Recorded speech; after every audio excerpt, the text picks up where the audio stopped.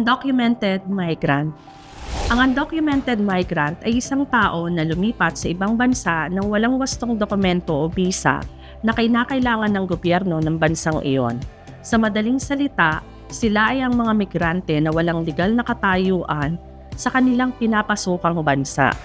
Upang maiwasan maging undocumented migrant bilang isang Pilipino, narito ang ilang mga hakbang na maaari mong sundin.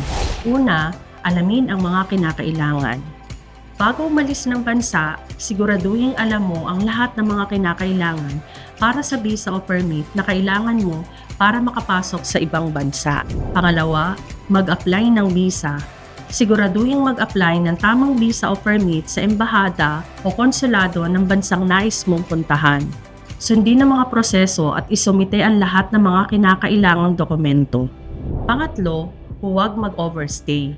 Kung ikaw ay may isang visa, tiyaking hindi ka mag-overstay o mananatili sa bansa ng mas mahaba kaysa itinakdang panahon ng iyong visa.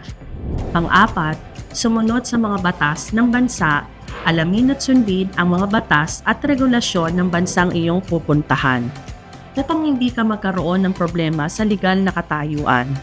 Pang-lima, magplano ng maayos. Magkaroon ng maayos na plano bago umalis ng bansa, kasama na ang backup na opsyon sakaling may hindi inaasahang mangyari.